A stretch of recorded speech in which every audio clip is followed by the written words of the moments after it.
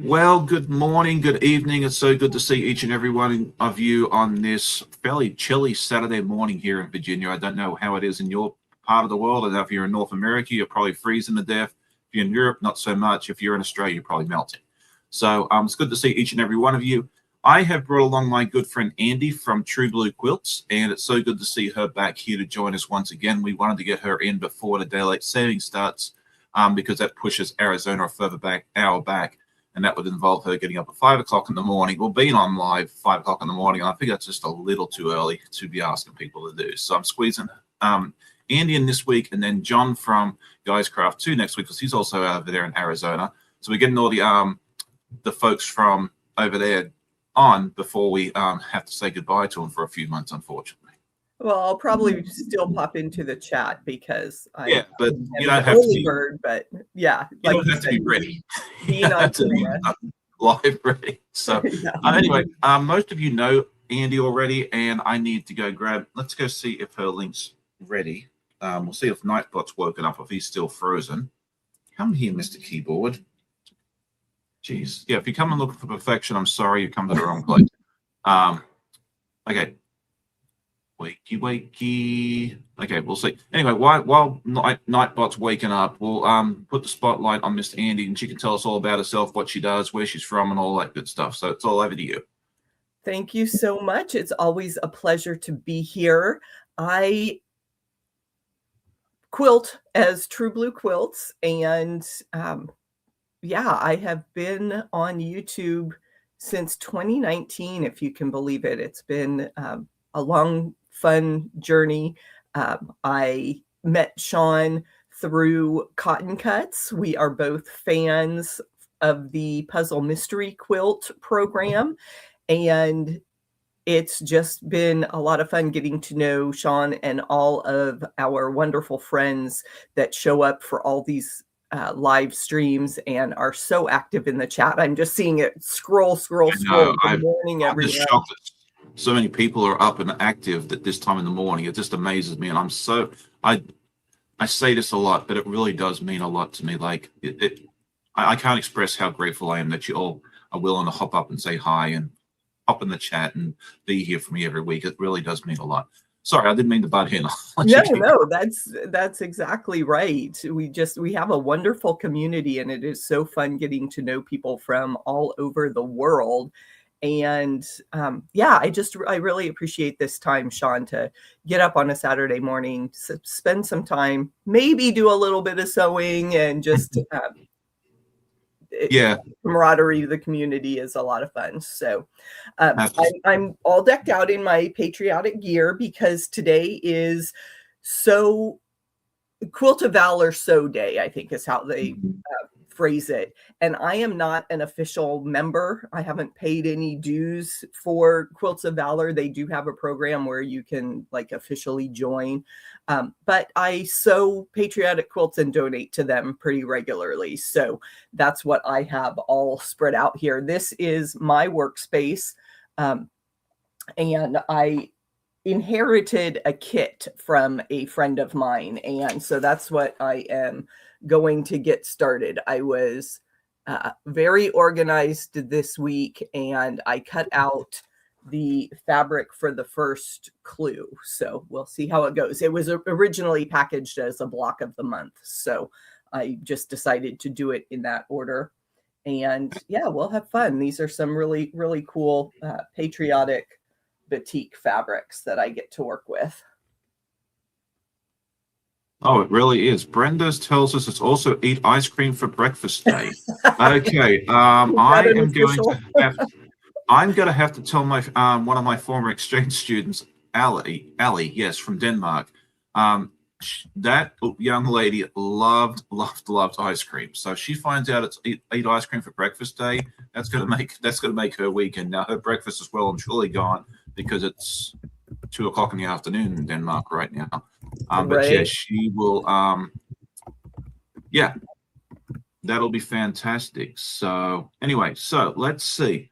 Quilt of Valor Day. My intention was to do Quilt of Valor as well. I have a puzzle mystery quilt that we did a year or two ago. I can't remember how long ago it was. It was called Carnival, and I did it all in.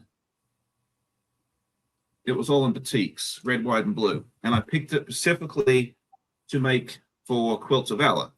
I'll show you what I have. Let's not make a mess here, Sean, too much. And so it looks really nice. Fantastic. I've got this beautiful backing fabric. It has all patriotic quotes on it and everything else. And I was in the middle of putting this all together. I was doing the quilt sandwich this morning. I figured, okay, if I get up at like 5:45, 6 o'clock, it'll give me an hour or so to lay it all out, pin it all together. It shouldn't take too long. I get about 2/3 of the way through and realize the backing is all like scrunched up. Oh. Yeah, and so there was not enough time for me to undo it and put it back together before the live. So I just had to, unfortunately, as much as I hated to do it, scrap that project for this morning. And because I put all my eggs in one basket, I have nothing to sew. So I decided, you know what, I'll go ahead and cut fabric for Mr. Wadsworth, who's our next doggo on the list. So you won't see any sewing from me most likely, but, you know, I figured we could all have a nice chat and conversation and hang out with the folks in the chat and watch Andy do some work. And, yeah. I'm baffled that, well, not baffled. I guess I can understand. I have half a dozen quilts all piled around in various stages. So having nothing to work on seems kind of unusual, but I do understand that, you know, sometimes it's like the next step in any particular project is pretty daunting. And especially when you have to get on camera, because I showed folks over the last couple weeks some curves. Let me get that. This is the panel of curves that I was working on. And so I've got everything to this stage, and there's a background piece that goes on the bottom here before I start trimming and sewing all these pieces together.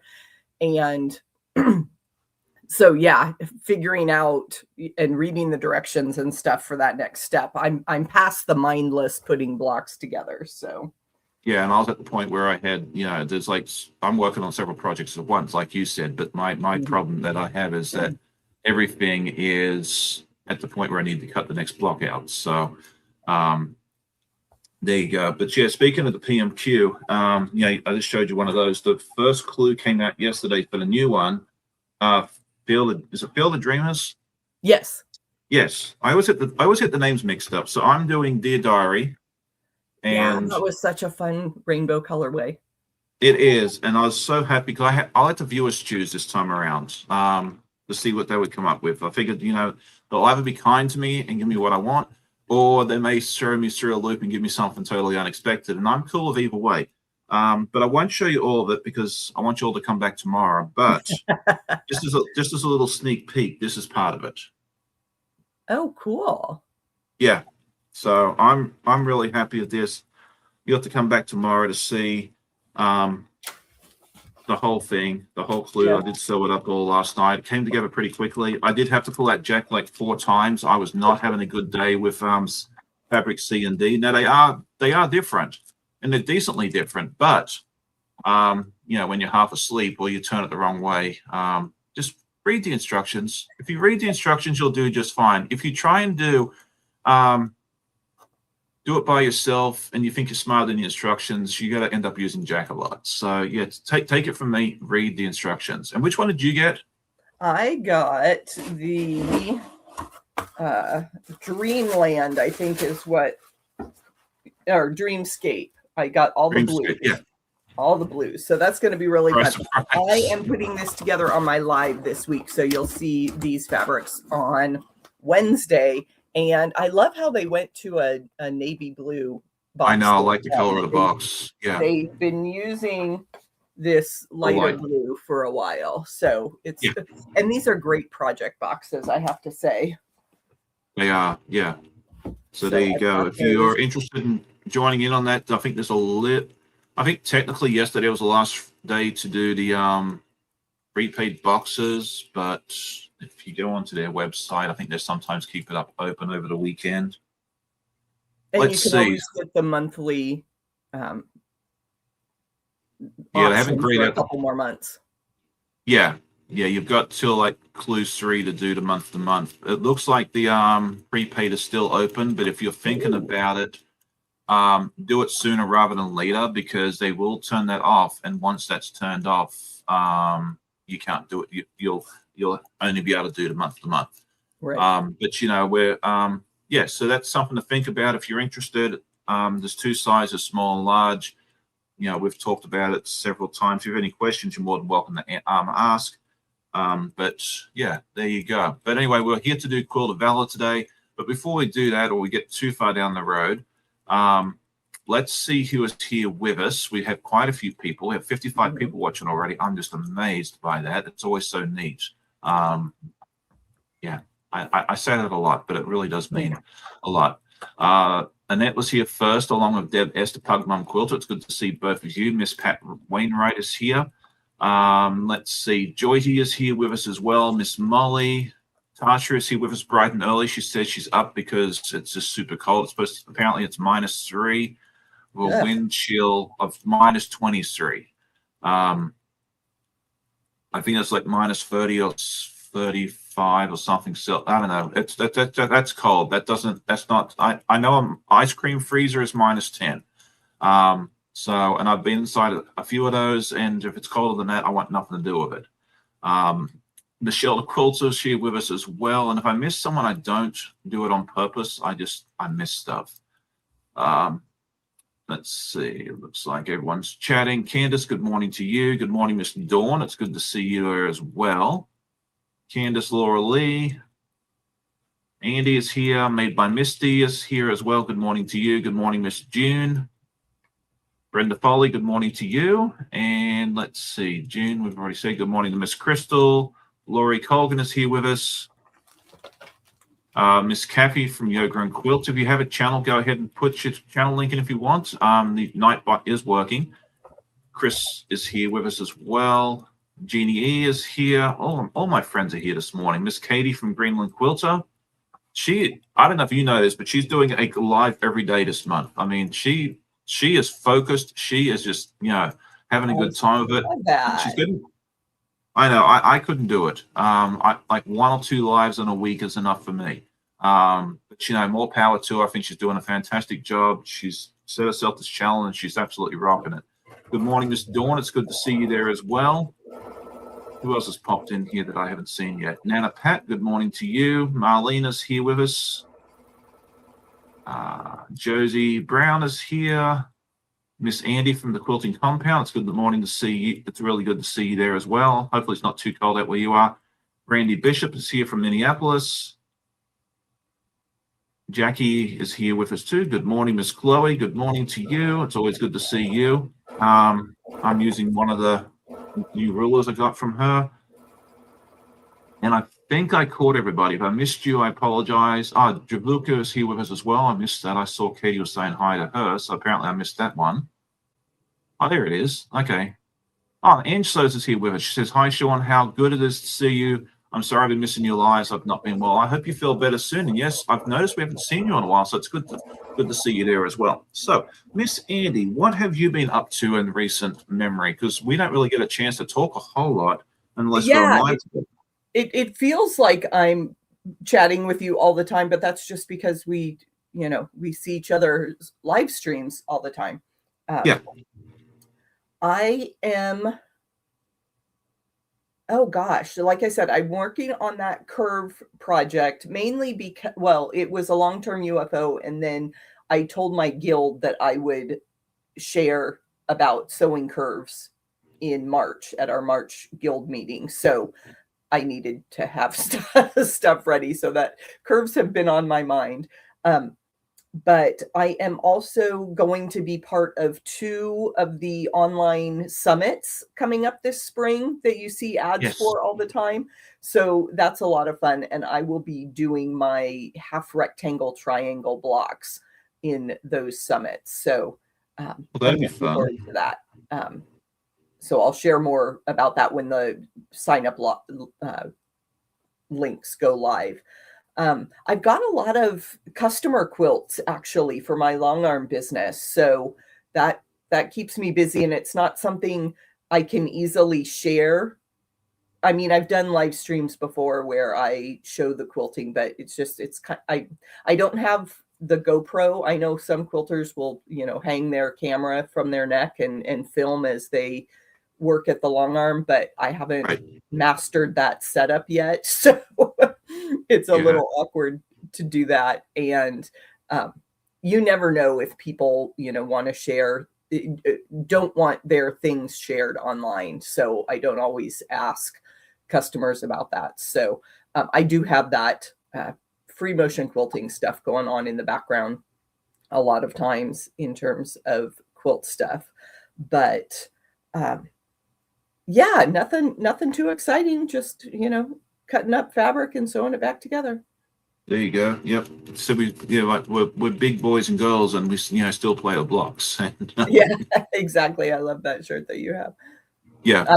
This one is from, I have to put a shout out for Heart Made Threads. I found them on Instagram, and they have some fun designs. This one says red, white, and sew, and it's got a. I know. I saw it this morning. I thought that was really neat. So yeah, I was wondering where you got that from. So there you go. What have I been up to? Not a just bit. Dogs. Just dogs, kids, job. Yeah, just. Yep. Never ending.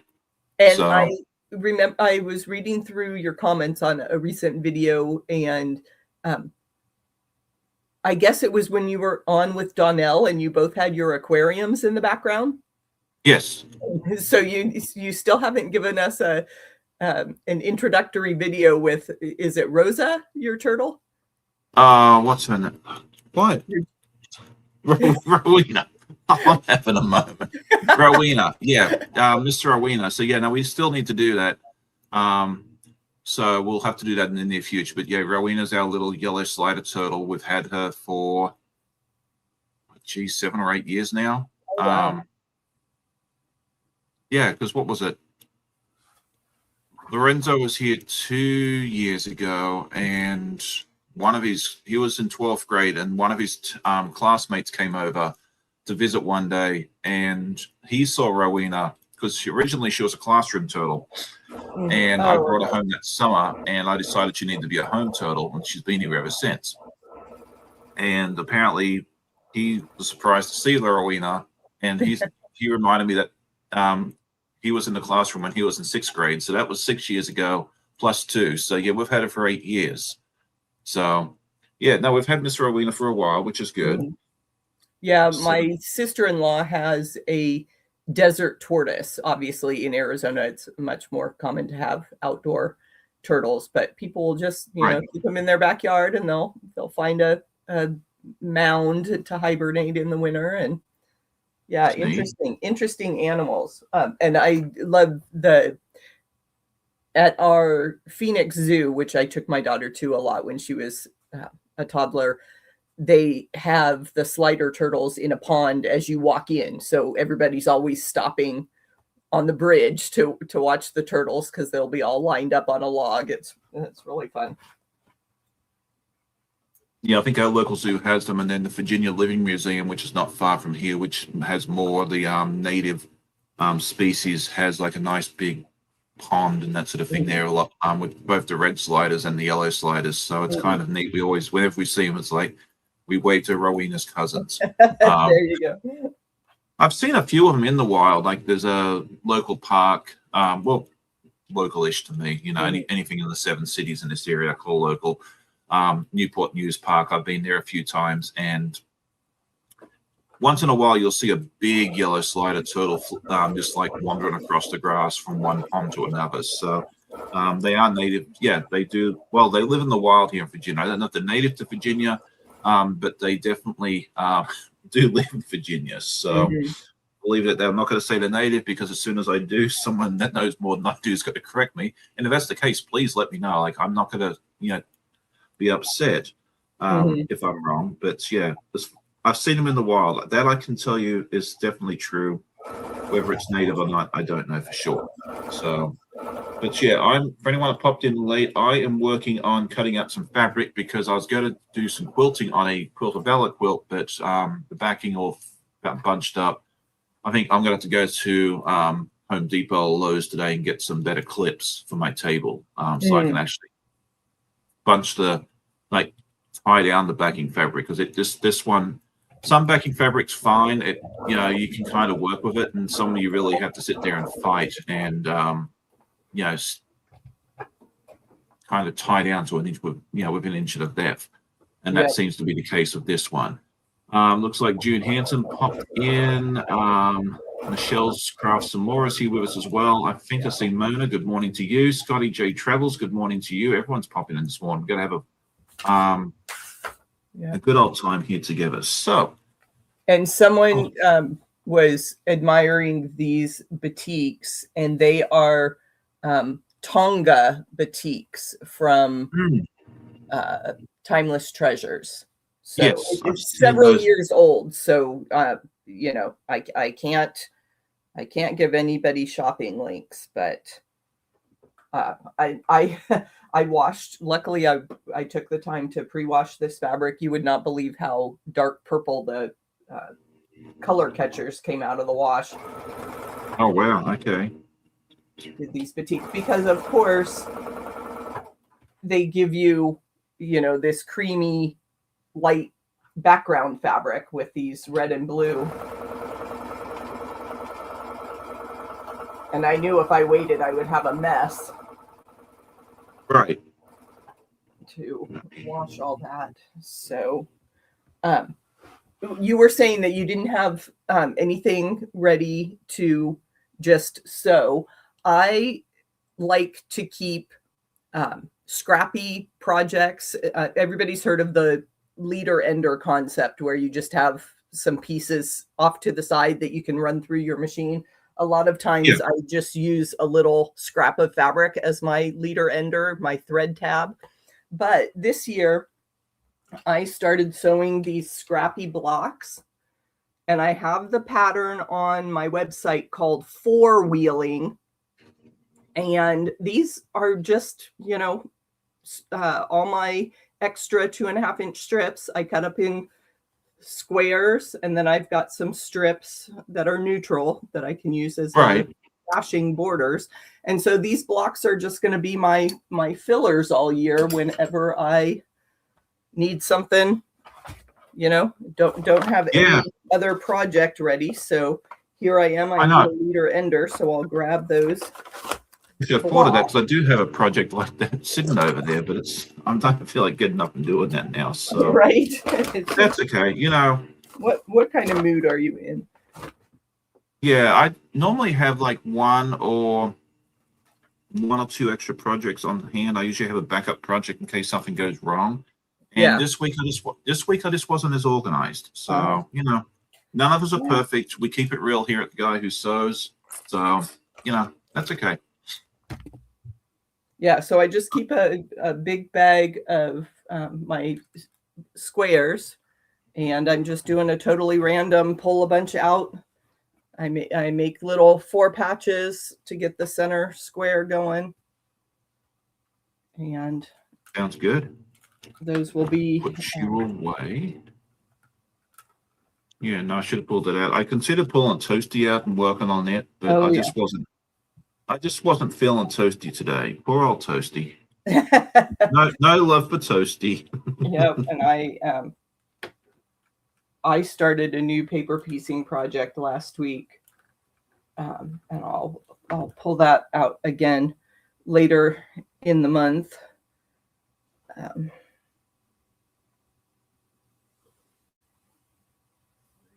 So, let us know in the chat where you're at, what your temperature is, and what you plan on working on today. Like, are you more organized than I am? Hopefully the answer to that question is yes, because if I'm the most organized one here today, it's going to be very interesting.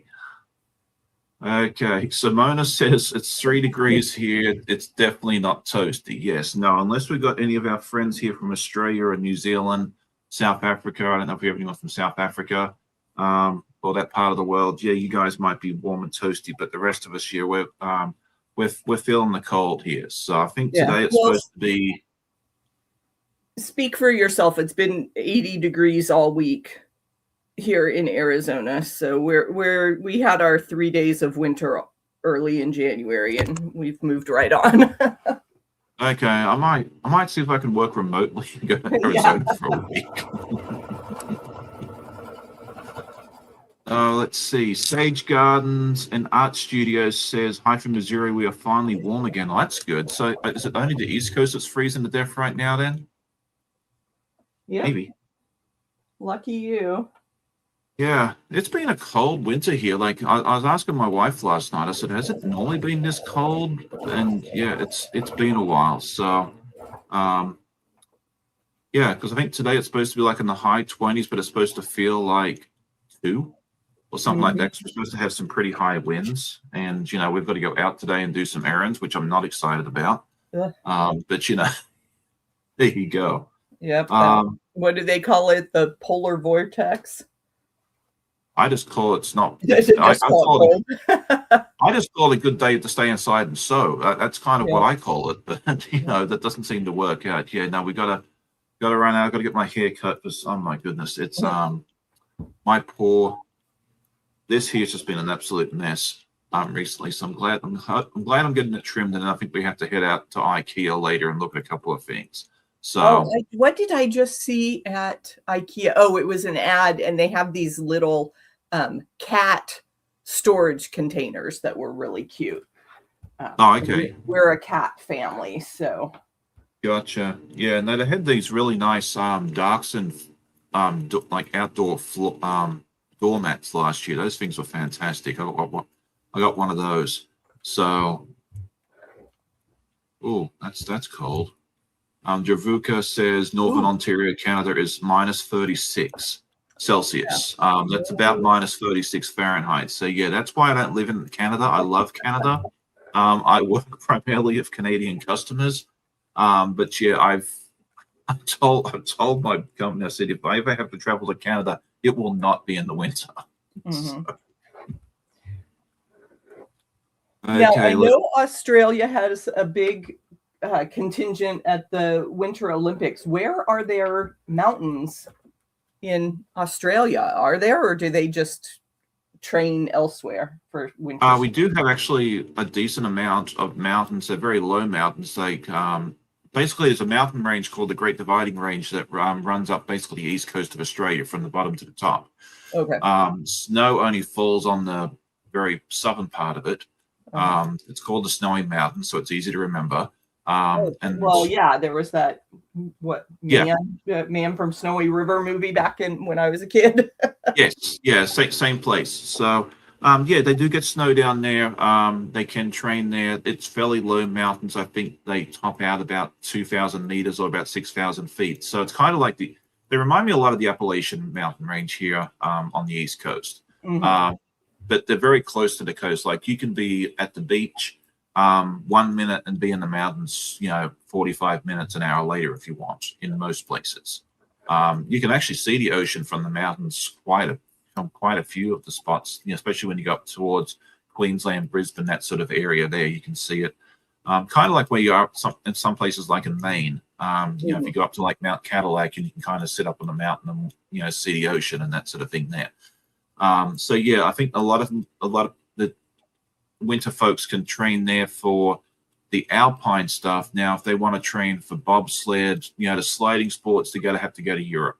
I was watching what's it called last night, the opening ceremony, and they were saying there's only like 16 sliding tracks in the world, and 4 of them are in Germany, and I think there's one in Salt Lake. Yeah, I don't think they have a sliding center in the Southern Hemisphere.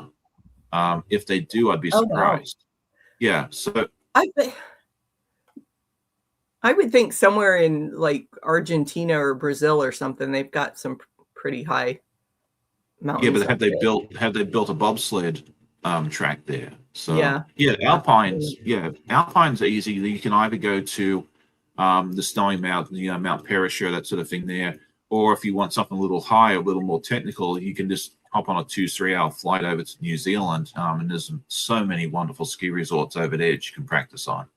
But I think anyone that's Olympic I think anybody of Olympic caliber is probably heading over to Europe and competing in the European circuits and the World Championships and that sort of thing anyway. But yeah, if you want to get your start, yeah, you can go skiing in Australia. Most of us, I think a lot of us go to New Zealand. Love skiing in New Zealand. I want to go back and do that again one day. Yeah, that would be really, really cool. I was most of my life, I feel like more of a West Coast American.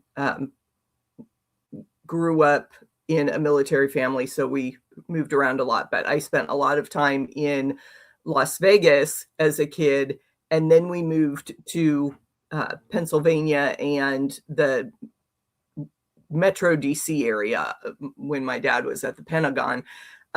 So I learned to ski on some of the Rocky Mountain resorts in Utah. And so then going to hear about people skiing back east, and it's like, but there's no mountains anywhere. They're like, just the Appalachians are very different from the Rocky Mountains. So. Oh, definitely. Yeah. I mean, there's some decent resorts over here. Like Wintergreen's not far from here, and I like Wintergreen. Massanutten, you know, I can take that one or leave it. That's the only two I've been to. Yeah, and actually, I never went skiing when we lived back east because for some reason it was like I was always sick the weekend that we had ski trips planned. So my dad and my brother went off and I stayed home in bed on the few occasions that we thought about going skiing when we lived back there. So yeah, that was kind of funny. Yeah, I was always like a late season skier. Like the first time I went was in New Zealand. It was like early September, I think it was, which was the very end of the season down there. Right. Yeah, we did a lot of spring skiing also, which is nice because you don't need some of the big bulky outerwear. You know, you can buy in just a couple layers, but yeah, I mean, the day I went to New Zealand, the first day I went, I learned how to ski and everything else. It was like 65 degrees when I got there. I took off all my winter woolies and everything else. I think I was in like I would have gone skiing in t-shirt and shorts if that was an option. I didn't bring shorts because it was a ski resort, but I did take off my jacket and everything else. So yeah, I was skiing around in a t-shirt. So. Yeah. So there you go. Let's see what everybody else has said here. It looks like we have quite a few people cold, so I'm not alone. That makes me feel better. Thank you for that. Let's see, warm. Okay, so Nanette, the Farmer Quilter says it's Western Colorado and 26. 43 in Oregon with rain for Miss Mary. Wow, we've got West Coast people here with us this morning. That's fantastic. I love you all for that. I really do. Chris says it's a decent 47 in Louisiana. I would love 47. I probably would crack out my t-shirt and shorts if it was that warm. June says 24 out need to make 2 blocks to go with a block exchange we did 3 years ago. Okay, I'm kind of not the only one that is behind on projects. You'll make me feel better. Thank you so much. Yeah, Tasha says -4, feels like -25. I'm going to go hang up with Marlene. It's LA area. It's only 5 a.m. and it's low 50s in the dark. High expected 76. Oh, that sounds lovely. Yeah. I'll have to go take like a tour around and visit all the viewers in the warmer parts of the world. I know that I actually, I just have to get my husband on board with that. But I think it would be so fun in a few years when we both have retired to just take our little camper van and visit all my quilting friends up and down, mainly the East Coast. It seems to be all you guys are lined up there. That'd be fun. Well, if you ever do that, let me know. I'll come and hang out with you. Well, it would be more me arriving on your doorstep with my sewing machine saying, "Hey, Sean, let's do a live in person." That's fine. I'd be up for that. So yeah, that sounds great. Okay, let's see. Susan, the Quirky Hand Quilters, whoever's, good morning to you from Western Washington. I always have to, whenever I see WA, it always confuses me because that's also stands for Western Australia. So I have to remember that. More likely to be Washington. Yeah, I'm pretty sure she's in the US. So, well, if it's good morning, it's obviously US because Western Australia, it's 8 o'clock in the evening. So, okay, well, there you go. If you use your brain, Sean, you'll figure it out. Pat Strawhouse says it's currently -7 Celsius or 19 Fahrenheit. Twyla says it's 46 in Fort in Colorado. Net said she's going to rest for a little bit so she can try and get some one-handed sewing for the Quilt of Valor later. I hope you get some good rest. Thanks for hopping in for a little bit. Pat's doing a donation quilt on her Shishiko 2 machine for a local Scouts fundraiser. That sounds fun. Let's see. We've got a couple people in Iowa. Candace says she grew up skiing out west in Austria. Finally went to upstate New York skiing a few years ago. It felt like skiing on a hill. Yeah, and that's kind of what we tell our kids when they come over here. Like, they talk about skiing, and I'm like, we could take you, but compared to the Alps that you guys are used to, you're going to be so disappointed that I think it's worth the time, the energy, or the money. So, right.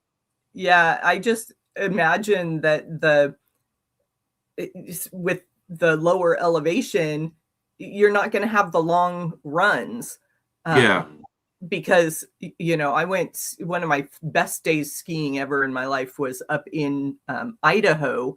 And, obviously it's a long ride on the lift, but then it was literally 45 minutes of skiing back down to the lodge. Oh, what a glorious day. Good gravy. That's intense. Okay, so now we haven't had anything like that. So, yeah, but I think if you're used to skiing in the Austrian or the French Alps or something like that, and then you come over to, the Appalachian Mountains, you'd be like, what's this? Is this like the baby hills? Like, what you take 4-year-olds? Like, they're good. They're good ski runs here. Like, I'm not, saying anything negative, but, comparatively speaking, I think they'd be very disappointed. So we haven't taken any of them yet. Well, you managed to find lots of other adventures to do with those exchange students. So, oh yeah, never a dull moment in our world. We haven't done a whole lot recently because usually January, when it's like early February and it's cold like this, there's not a whole lot that we want to do outside. So we usually just leave it until but once it gets a little warmer, we'll be out and about and flying around all over the place. I figure it'll probably be after the 2 quilt shows, because QuiltCon's in 2 weeks, and then Mid-Atlantic's the week after that. So that'll keep me busy for a couple of days, and then after that, I think we'll probably be we'll be visiting somewhere pretty much every weekend. So yep, never a dull moment here. I know a lot of people like the footage from those adventures, and I'm really happy about that because it gives me a chance to share what I take. So as I said, we lived in the Metro DC, Northern Virginia area when I was in high school, and we would laugh because we called them my mom's culture days. She would always just, pick a spot that we needed to, we had a week, like you did with the girls last fall. We had a weekend in New York City. We went to Maryland and the Baltimore Harbor. We would find some, museum or something to do in DC. It was my brother and I, being of the age where eye rolling was the most common response to parental suggestions. Yeah, no, we haven't gone to a lot of museums this year because the girls told us they weren't big museum people. But yeah, when we go to DC, I think we'll end up taking them at least to the American History Museum because they need to see that. Yeah, we would have loved to go back, and obviously I still will with my husband. But when my daughter was in high school, we would have loved to take a family trip back to DC or even down to Williamsburg and do all the colonial stuff. Yeah. But she's not big into history. My husband and I, just love. We're both history and political. My daughter calls us gurus. We're like, well, yes, we both taught it in high school, but more aficionados, I guess. History buffs and yeah. Well, if you like history, especially early American history, this area down here is fantastic for that. Williamsburg, Jamestown, Yorktown. And the nice thing is they're not that far apart. Right. Yeah. You can drive from like Yorktown's furthest, probably furthest northeast, and then Jamestown's the furthest on the other side. You can Right. get to, one end to the other in about 30, 45 minutes. You can do it in about an hour and a half on a bicycle if you ride fairly quickly. Been there, done that. But yeah, it's really nice that all three are really, really close together. So if you want to see a lot of the historical sites, I mean, definitely take your time. I wouldn't try and do it all in one day. We usually break it up in this 2 or 3 days. Right. But yeah, you can definitely do that without having to travel too far, which is really nice. Candace is saying here, ski lift tickets have gotten so expensive that by the time you pay for those in a decent hotel, you could ski in Europe for the same. And that's probably true. Yeah, I've seen that. That's one reason I haven't gone recently either, because it's just, a lot of money. So there you go. Okay, so yeah, I'm slowly cutting out my fabric for whatever his name is, Wadsworth. Every time I see Wadsworth, I think of the Clue movie. And wasn't Wadsworth the butler? I think he was. Yeah, could be not my. Not your movie. I mean, I've heard of the Clue movie, but I don't think I ever watched it. Oh, okay. Yeah, it's one I really like. So I've seen it a lot. So I have to remember not everybody's seen it a million times like I have. Oh wait, was I supposed to? No. So there you go. Seam ripper time. And see, that's the other thing. That's another reason I thought cutting out fabric today would be fun, because I don't have to worry about the seam ripper when I'm cutting out fabric. I am making flying geese, and so obviously you need half of the pieces to go on the other side, and I was just putting them on my other color of fabric strips. So, oops. Oh well, it happens. Yep.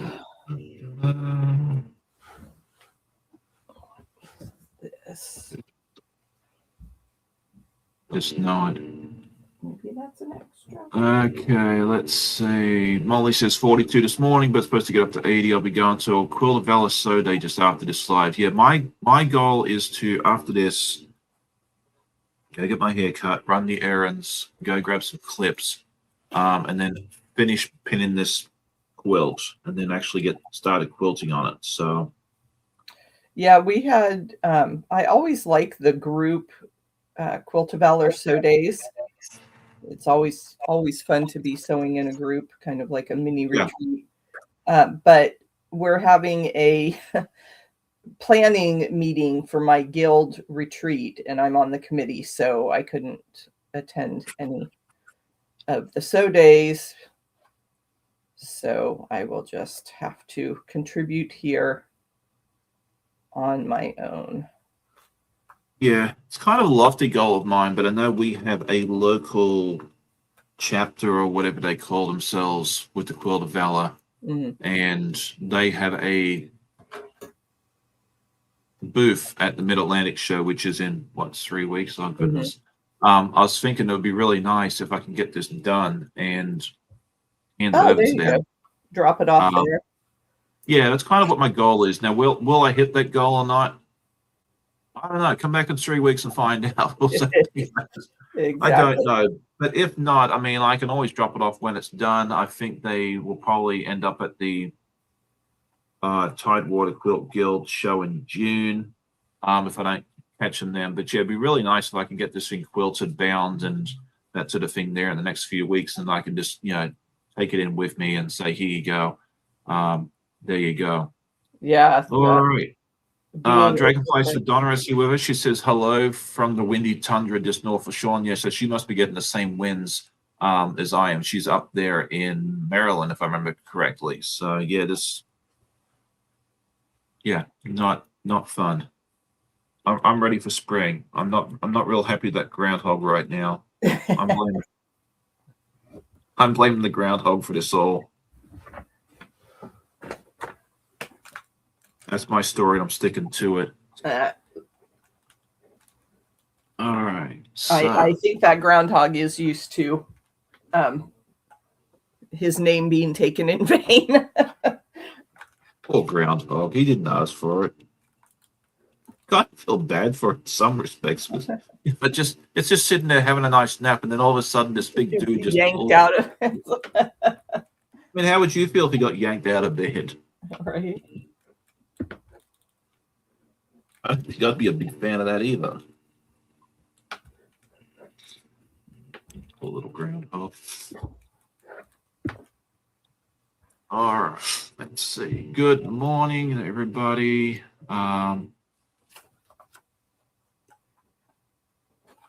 All right, let's see. Someone is one of my friends. Yeah, Misty says Tim Curry played Wadsworth. Yes, that's correct. Madeline Kahn was one of my favorite. Yeah, she was fun in that movie. Yeah, if you haven't seen Clue, and you like silly humor, go check it out. It's a fun movie. It's from the 80s. It's neat. If you like the board game, you'll like this too. I would hope. So there you go. What was I going to say? There we go. Susan says it's 40 in Port Angeles, Washington. 37 where I live in Ellensburg, Washington. Okay, perfect. Donnell's here. Good morning. Good to see you. I assume you're live later on at 10. Did I miss anyone? Oh, Cherie's here. Good morning to you. So there you go. All right, let's see. We'll go find some questions because we need something to talk about because I don't like silence.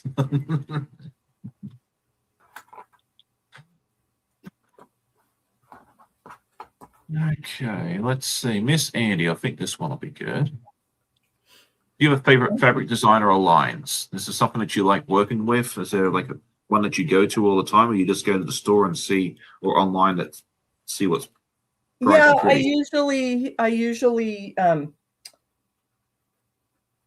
just, like you said, whatever strikes my eye. For batiks, for a long time, 2 years, I was an ambassador for Island Batik, which is part of Lumen Fabrics now. But I'm not particular. Obviously, this kit is Timeless Treasures, a different company. So batiks are wonderful. Tula Pink and K Facet catch my eye a lot. So I love those. As they do. Really bright, bold projects. But yeah, I usually go for, at least nowadays, I go for tone on tone colors. I don't usually choose solids. I like the texture that you get with a lot of the blender fabrics like Moda Grunge or Dimples or I'm trying to think of some of the Stonehenge fabrics are really nice from Northcott too. So I can usually find something, but I generally don't. I've got such a large stash these days that I don't pay attention to new lines as much because I'm definitely in the phase where I need to use what I have and not. Oh, definitely, yeah. That makes sense. I'm the same way, there's certain I love my solids, I love my blenders. I mean, you kind of answered my question for me already, which is good. But it's kind of like I go to the store and I see what's pretty. We do have a question here from Dragonflies for Donna, which I think is fantastic. I'd love to answer this. Is what project are you most looking forward to this year?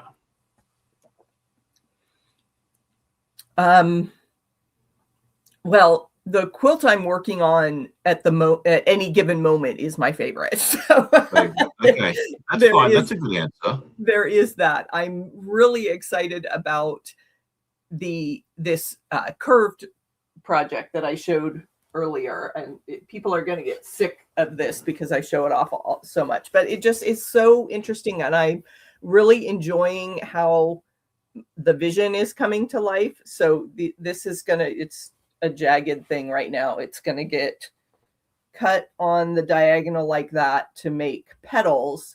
And then, I'm going to have a lot of fun doing different free motion quilting in the flower. So Yeah. this is going to probably take me the rest of the year to get together and then find a time to quilt it. But yeah, that's top of mind right now as a favorite project to work on. And I love the puzzle mystery quilts, seeing those come together, and then our big reveals are always fun. So we'll have the Under the Sea reveal in April, and then we're just kicking off the Field of Dreamers this month. So if you're interested in block of the month mystery quilts, Cotton Cuts is the way to go. Oh, definitely. I say this a lot, and I think the other ambassadors will tell you the same thing. One of the things I love about those is you just unpack and sew. Like there's no, you're not doing what I'm doing right now is sit here and cut everything out and everything else. Like I love these small piece projects from Melissa Partman and Artie's Quilting Co.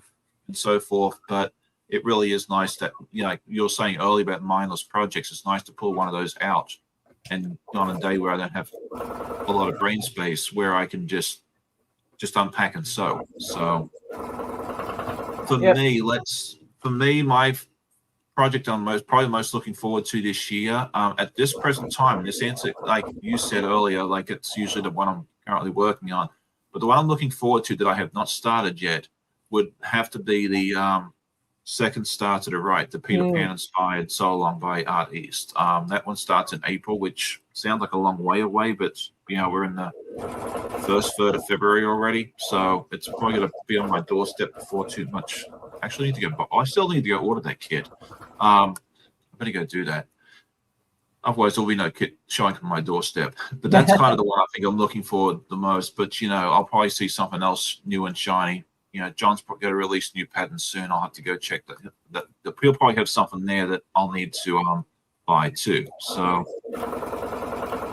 for sure. I get so tempted by, like you said, John's patterns from Art East Company. I absolutely adored the 100 Acre Wood, but I don't have grandkids yet. We're still, that's right, quite a ways off, hopefully. I will love to spoil any future kids, but that just seemed like a little too intense of a project to make with no recipient in mind. So I passed on that. Same with Second Star from the Right. He does great stuff with those classic story themes. Yeah. So those look like really, really fun projects. But I've got things piled up. As I mentioned my stash earlier, I've got the Violet Craft Giraffe as a paper piecing project stashed away. I've got the, if I continue my curve theme, I've got the Starry Night from So Kind of Wonderful. It's the nativity kind of themed quilt with sampler quilt with a bunch of different curved blocks. So I'm looking forward to starting that. And those are probably the two. Oh, I've got a kit for a Judy Niemeyer, and that's the Quilt of Valor that I'm working on today is a kit. And I inherited 4 kits, I think 4 or 5, from a friend of my mom's in our quilt group, and she passed away a few years ago, and of course left a garage full of fabric. And so I went over, we all, the community came together and took a lot of her fabric. My mom's made several quilts and given them back to the family. We've donated them in our guild, and that kind of stuff. So I've been trying to work through those kits regularly rather than just have them on a shelf, because you get to a point and you're it's the journey of a quilter. You dive in and you're so excited and you accumulate all the stuff because you need all the tools and the fabric and things, and then you get to a point, it's like you peak and then you're like, okay, I have to use all this up. So it's because I don't want to be that quilter that leaves a garage full of fabric and kits Oh, when definitely. Yeah. at the end of my life. So, let's Yeah. get it done. And my mom is such an inspiration because she has a room full of fabric too, but she picks, like, she'll pick a block or she'll pick a color scheme, and she works and she makes a whole quilt. And obviously Oh, she's nice. retired, and so she can quilt every single day, all day, with no problem. So she does make a lot of these quilts, and then she just, she donates them. Friends say, "Oh, I like that one," and she gives it to them. So, yeah, that's my ultimate goal, is to be able to just sit in my room and pick a bin of fabric and use it up. Yeah, I look forward to that day too. Yeah, I try to use my stash where I can, and that kind of, it works out for the most part. I can't do it for backing, like background fabric usually, because I don't keep large amounts of any one particular color, unfortunately. But yeah, it's nice being able to shop for my stash whenever I can. So I think that's good. I don't have a lot of kits. Yeah, really the only kits I buy usually are the ones that John puts out, because Or legit kits. But Toasty, you said you did your own fabrics from that. yeah, but I think next time, well, and legit kits is kind of they keep tempting me. I keep seeing all their new, oh my goodness, they've come out with like 3 or 4 new projects recently.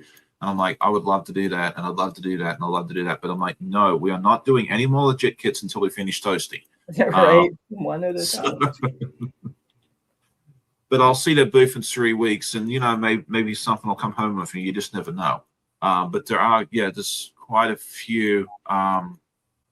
They got a Kookaburra one that looks fantastic. It's an Australian, an Australian bird. Like, I would, in the old gum tree that, Yeah, that's the song. Kookaburra sitting in the old gum tree, happy his life must be. Laugh, Kookaburra, laugh, Kookaburra.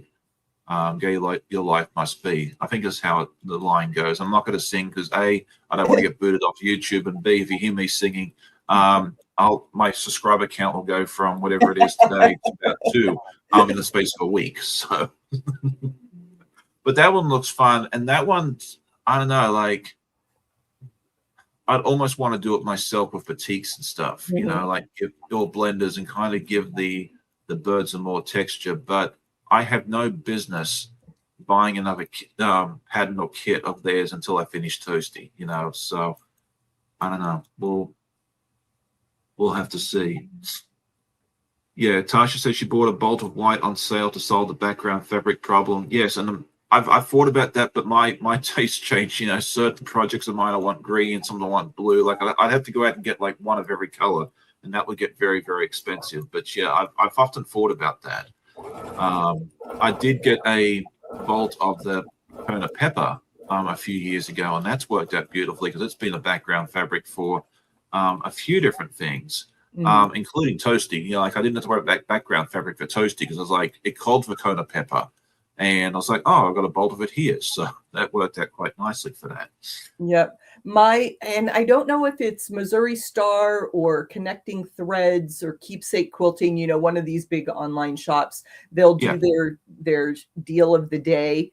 And a while back, they had a really pretty gray fabric on sale. And so my mom bought like 8 or 10 yards. What was it? $7 a yard or something. And so, yes, that's a big initial price, but it's cheaper than you for a while. Yeah, and the same thing. She was like, okay, this is going to be backings for the next few quilts. So yeah, no, I think that works out nicely. So yeah, I'll keep an eye. But the other thing that kind of stops me from doing that too is like my local quilt shop. Well, my local-ish quilt shop's still 45 minutes away. Fabric Hut, their Konas and that are usually like $7 or $8 a yard. Every day. So, by the time I pay shipping and everything else, I can just run over there and grab it whenever I want it. So, yeah, for sure. If you've got a shop that does a good deal like that. Yeah, they're very competitively priced. And then even my friend Angel up at Angel, Halo Inspirations. I've got the name of the channel right there in a minute. Her prices are really good too up in Williamsburg. So it just depends on where I'm at the time is where I go. So there you go. Let's see. I know Donna threw a couple more questions in here for us to look at. She was asking what our favorite block to make is. For me, I don't like making the same block more than once or twice. That's why you see me do a lot of these. That's kind of one of the reasons that I've been drawn to these projects like this or the Art East and that sort of thing there, because I'm not making the same thing more than once. I get very bored doing the same thing over and over again. I love seeing quilts where, it's a star quilt or whatever it is, and it's the same thing, 50 or 60 times. I like it when someone else does it. So, yep. I like stars. So I will, there's so many different options, but I go for the Friendship Star and the Lemoyne Star a lot. So the Friendship Star is just this basic 9-patch one that you see in my sampler up in the corner. Oh, okay. Is that what that's called? I didn't know that. This one that's more of the quarters, the hourglass blocks. That's an Ohio Star. Right. And I don't have a Lemoyne Star in that little sampler, but that one I make with half square triangles too. But it has more, it's more blades like this other corner there. But I'm still learning on my stars, so but that's okay, Oh, and Susan now has 2 quilt shops, so she's got choices. Yeah, yes. I like it when you, and I understand. My mom owned a quilt shop for a while, so that's how I got into it, and so I know a little bit about the behind the scenes and the buying and stuff. And so there's always that tension between getting the popular stuff so that every shop has the same thing because it's popular, and trying to get stuff that the other shops don't have. And luckily, some of the other shops at the time my mom's store was open were a lot more traditional.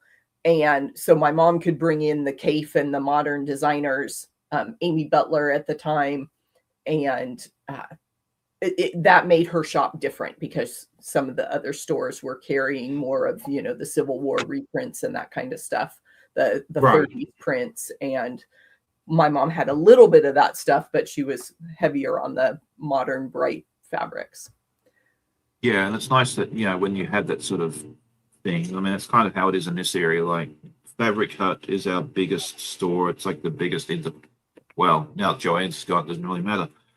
It's basically the biggest one. I think they say like in Virginia or close to it. So, and they pretty much have a little bit of everything, which is nice. But then there's other stores that kind of specialize in different things, like Halo up in Williamsburg. They do more of the modern stuff. They have they have a lot of CAIF. They have a lot of Tula. Really, really good also for holiday fabric. Like when I wanted to go look for my fabric for the what was it called? 12 Days of Quiltmas last year. I could go there and like any time of the year, and they had everything that I needed there. And that's kind of why I stopped there, because A, I wanted to hang out with my friends, and B, and support them, and then also I knew that I'd have what I wanted. So yeah, each store in our area is a little bit different. I mean, I think I've got 4 or 5 in the area within an hour of me. There's one like 20 minutes away from me, which is nice. I like to go there when I can because they have a dog. But they're fairly small, so they don't have a huge amount of choice. But if it's just something, if I'm not super picky, it's good just to run up there and grab something. Or if I need thread in a hot minute, I can just run up there and grab that. And then, if I'm not sure what I want, just Fabric Hut and that sort of thing there. So yeah, it's nice having those options as to what I want. If I'm really particular on solids, I definitely go to Fabric Hut because they have pretty much everything. The one near me has a decent selection, but if I'm really particular, it just depends on the day and how far I want to drive. So yeah, for sure. All right, what size rotary cutter do you most often use? I only use a 28 mil. I don't think I've ever used anything bigger. Really? That seems so tiny. I use my 45. I have Yeah, I got a 45 when I think every quilter probably went out and bought the Fiscus kit with the 18 by 24 cutting mat and the rulers, and you got your little cutting thing. But yeah, I've just kind of been drawn to the 28 mil. It works well with like Paper piecing. paper piecing. It's good for, and there's a template I have here for circles, and it only works with a 28 mil. The 45 is too big to work in it. And I've just gotten used to using the 28. I think if I used the 45 again, it would feel weird. And if it works, why fix it? So yeah, definitely. AZ is joyful, says good morning, Sean and Andy. I signed up for Cotton Cuts PMQ. First time I did say Sean sent me. Well, thank you for that. Yeah. Which colorway did you get? I'm excited to see what everybody's doing this time. I've seen some photos come out. They did a really good job this time around getting the kits out nice and early to everybody, or to a lot of people at least. I don't know if everyone's got them, but the official ship date was yesterday, and a lot of us got it early, like a week ago or so. So yeah, they've really done a wonderful job trying to get them out to people this time. So I'm really happy about that. I've actually completed my clue. You'll get to see that tomorrow. I showed a little sneak peek earlier in the episode, not the episode, the live, so you can go check it out if you didn't see that. So there you go. Yeah, and I'll be working on my puzzle mystery quilt on my Wednesday live stream. I do I rotate through projects because obviously Cotton Cuts, when they do 2 puzzle mystery quilts each year, there's some overlap. So the first and second week of the month are my Cotton Cuts weeks, and then I rotate in my other projects. So you'll be seeing more of this patriotic quilt over the next few weeks,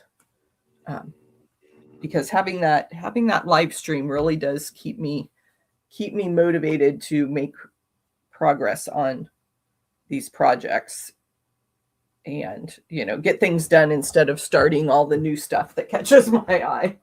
I know. I'm trying really hard not to try to start too many new things. I want to try and finish up what I have and quilt some of the stuff I already have, because that seems to be that pile. Like, I do the quilt top and that sits on. Don't even get me started on the to be quilted stage. That's okay. I always use the excuse, it's the curse of popularity when you have a long arm and offer to quilt for other people. It's hard to get your own projects in the rotation. I know. Yeah, it must be hard. That's why. Well, I don't have the money, the room, or the desire to have a long arm, so I'm kind of glad. But then I got to make my own quilt sandwiches and stuff. And yeah, that whole basting thing I can avoid with my long arm, but I know not everyone has the freedom to do that. We bought a 2-story house before we had our daughter, and so my husband tolerated my idea, and I took over the upstairs loft as my long arm room. So he lost his man cave, unfortunately. I took over the dining room. This used to be we haven't had a meal here and probably, I don't know how long I've been sewing. Yeah.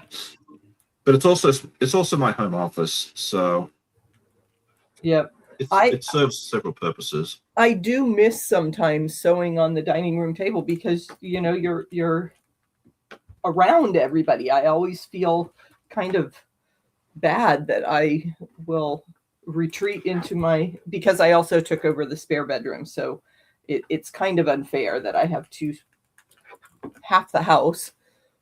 But right. Like I said, tolerant husband. Yes, and it's very nice that he's willing to see the value in that for you and be Yep, supportive of my. Yeah, supportive. That's the word I was looking for. It's like, what's the word I'm looking for? I'm not wording well today. But everyone's still here hanging out, so I must be doing something right. You need more coffee. You haven't had any yet, so. Oh dear. I've been. Yeah. This has not been my final day, you know. Okay, so I've got one of my stripy Oh, that's pretty. flying geese units. I'll need to trim that off at the top. I know it's not quite ready. Okay. There, some of them turn out better, but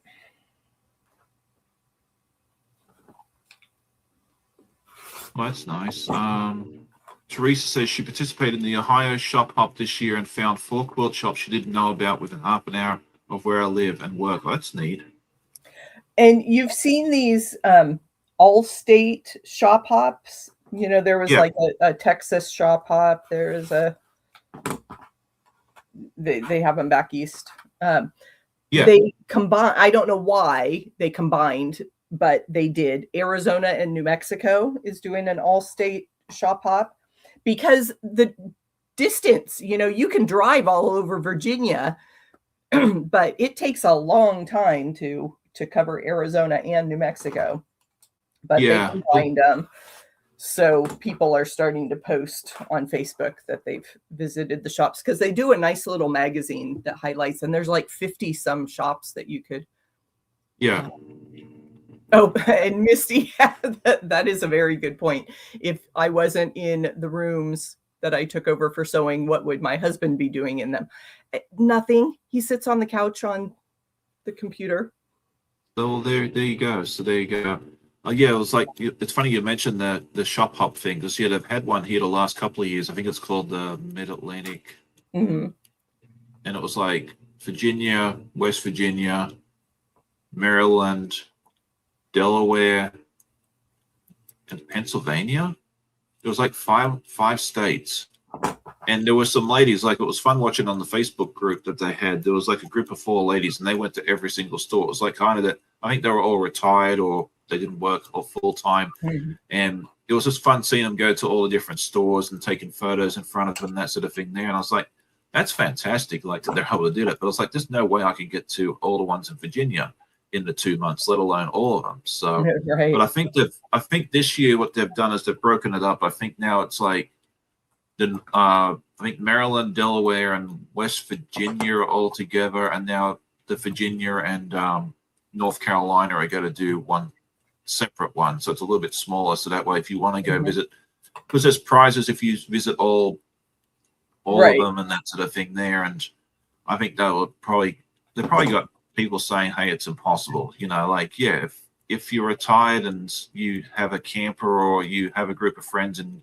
you can share the cost of driving around, that's fantastic. But it would be a little, yeah. I think I went to 1 or 2.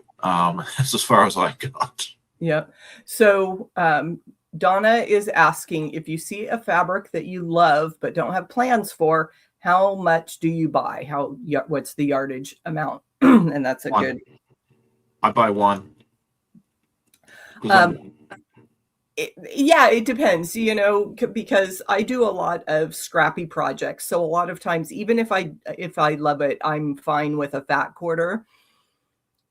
If I'm more of if I really love it and don't have an idea, I'll get 3 yards because that way you could use it as the focus fabric in an entire twin size quilt. You could use it as borders somewhere.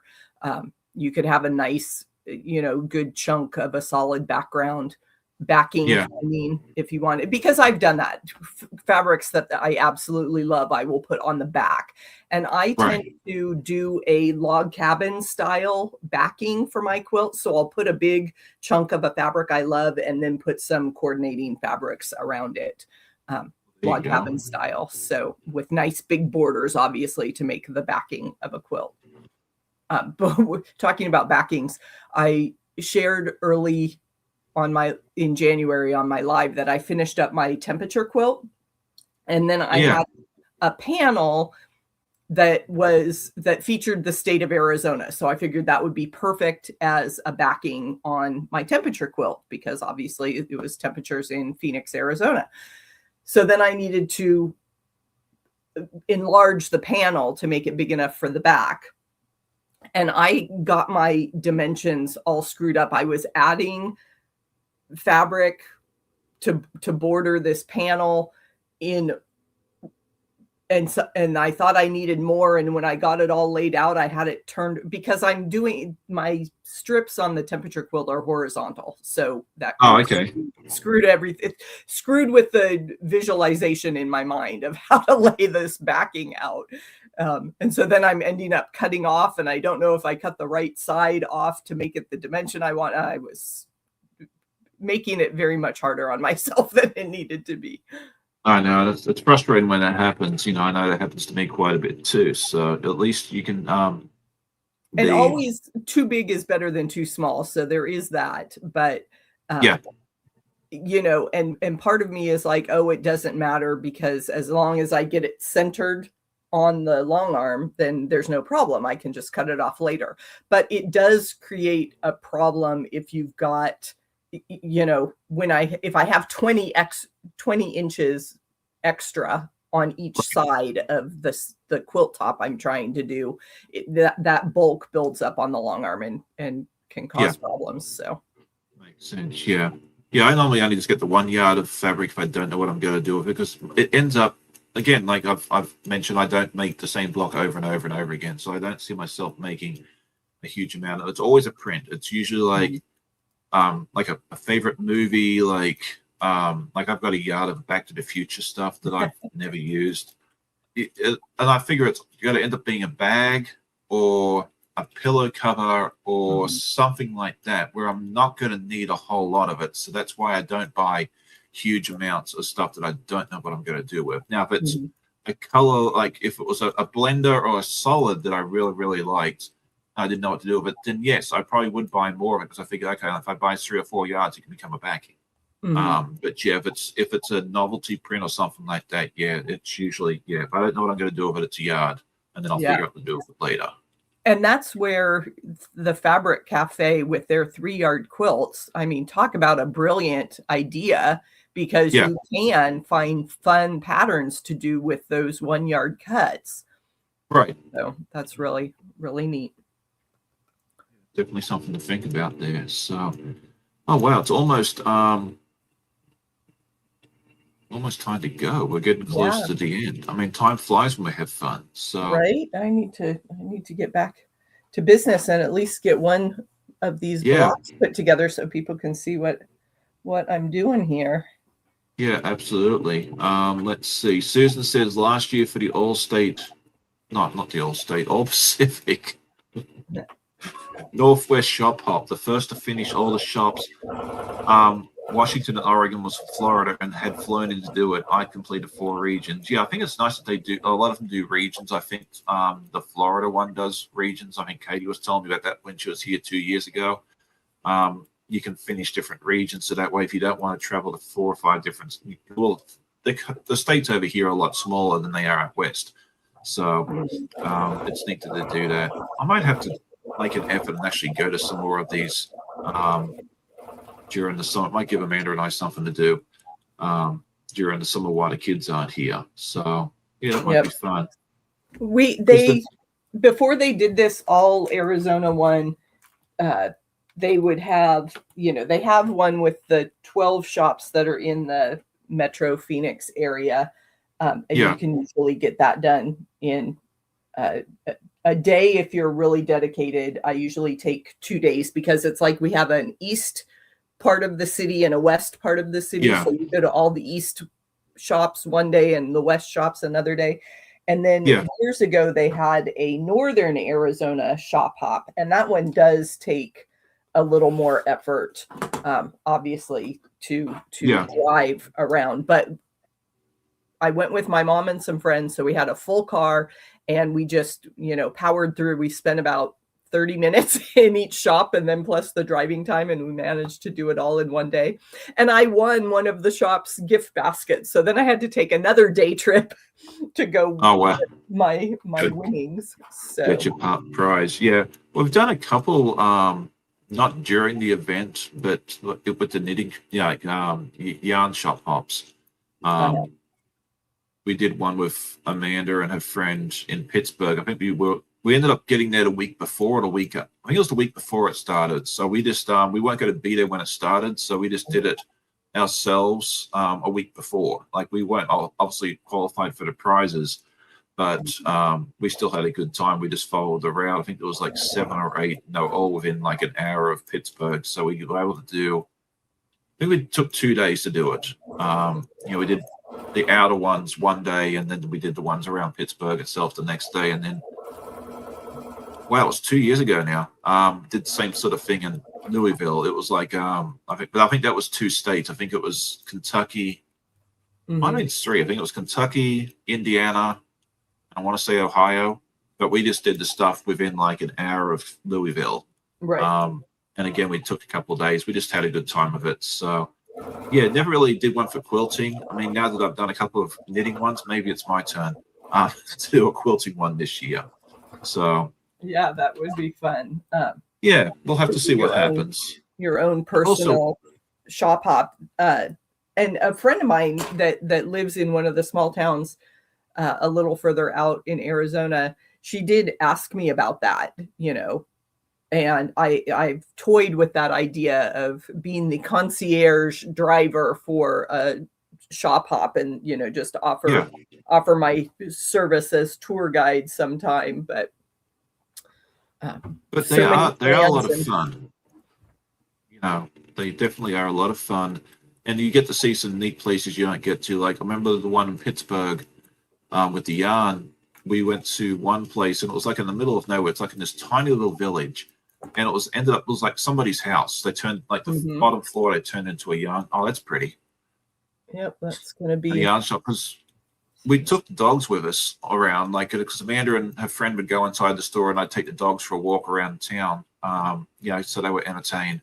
And we got to this one place, and I'm standing outside the dogs after we went for a walk, and they're like, "Oh, just come on in." Apparently they're like, they wanted the dogs, come and see the dogs. So the dogs went inside. They're like, "Oh, yeah, we've had dogs, cats, we've had a sheep in here once." But you just got to see these really neat places. We never would have found this place if it wasn't for the shop hops. So, they are a lot of fun. So if you ever get a chance to go to it, even if you only go to like 1 or 2 stores during the event, go check them out. You might see something new that you haven't seen before. So, yeah, I've done that on vacation several times.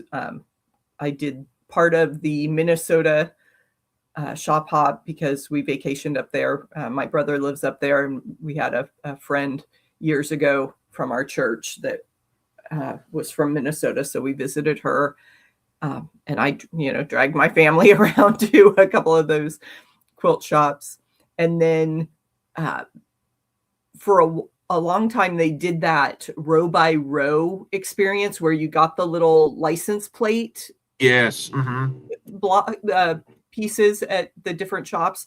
And so my daughter went to a summer camp in Michigan. And so I went to a few of the local shops that were participating in the row by row. And so I've got some, actually I did that in Michigan and in Utah. So I've got those license plates are tucked away somewhere. I haven't done anything.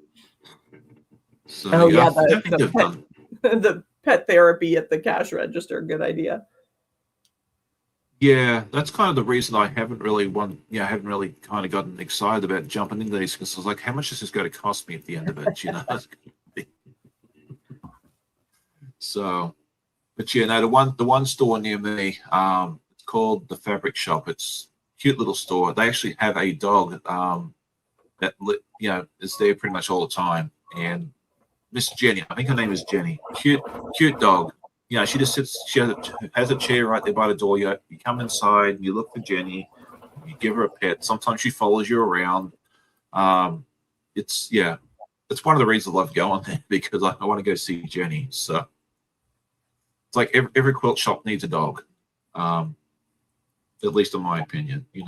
So I mean, I get a lot of them wouldn't, because people are allergic and that sort of thing there. But there you go.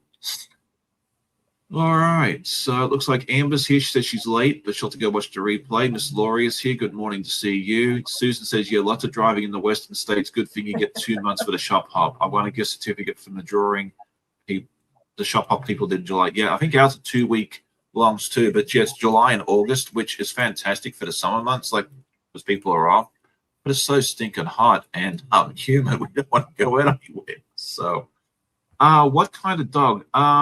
She's a rescue dog. She's a larger dog. I couldn't tell you what breed. I really don't know.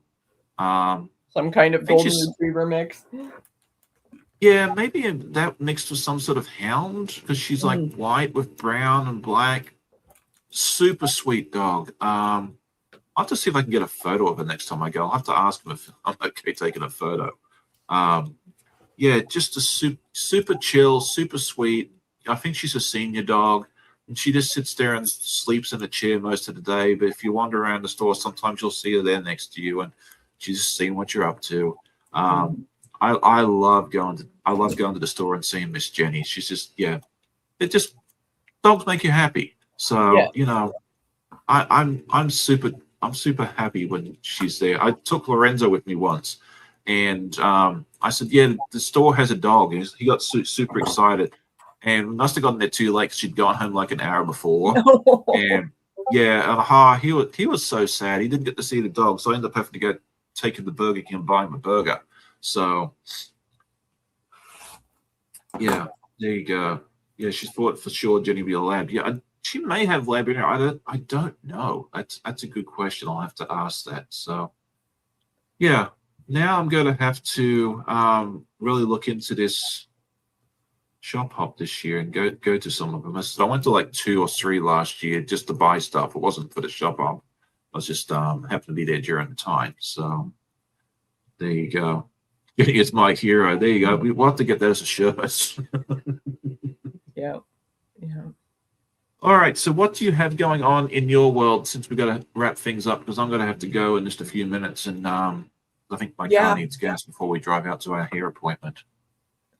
I don't. Well, I'm excited to start the Field of Dreamers puzzle mystery quilts, so people can tune in to True Blue Quilts on Wednesday afternoon, evening, depending on where you are, what time zone you're in. So that's coming up, and that will be exciting to start a new project. And yeah, I've got this,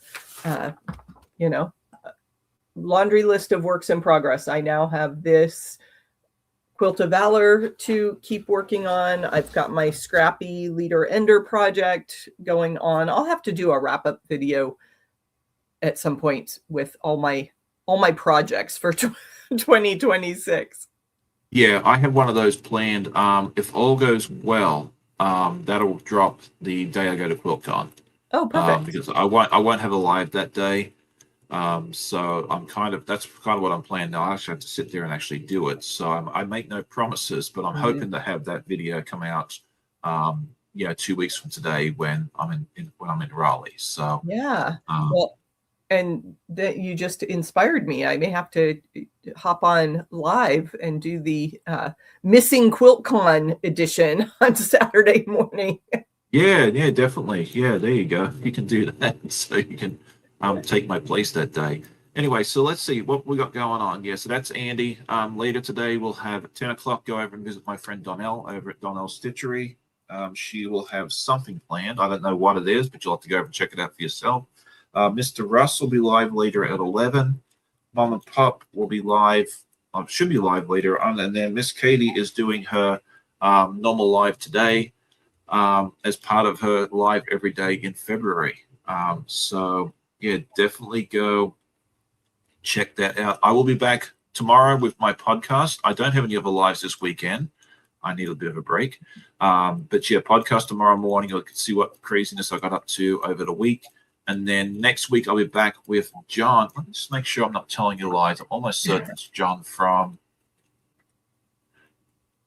I haven't seen him this morning, but usually he's here. Let's see. Hang on, it's January. We're in February. Next week is John of Guy's Craft 2. Then 2 weeks from now, we'll have QuiltCon. And then the week after that, we'll have John from Art East. So, yeah, for the rest of the month, it'll be either pre-record on that one day or someone named John. So there you go. Sounds good. Yeah, so thank you so much for joining me. Thank you, everybody in the chat. It's been so wonderful seeing the chat and seeing everyone conversate and ask questions and make this a pleasant experience. It's always wonderful having you here each and every Saturday morning. It means the world to me. Thank you, Andy, for joining me. If you're watching a replay, let us know that you're watching, and just say hi in the comments. Let us know where you're watching from. Maybe tell us if you're freezing to death or if you're forward out, and I can come visit and warm up with you. That sort of thing there as well. So yeah, AZ is joyful, says that'll help us that it's not a QuiltCon. Yeah, I'm really looking forward to it. I'm sad I'm going to miss my live that day, but I need to get down to Raleigh. So if I wait till 9:30, I wouldn't get there till noon, and then they close at 5. So right. Yeah, you want to have as much time as you can at the show. We understand, and we look forward to your highlight reel. Yeah, we'll have to do that afterwards. So there you go. All right. Well, you all have a great day. Happy sewing, and we'll see you all in the next one. Thanks.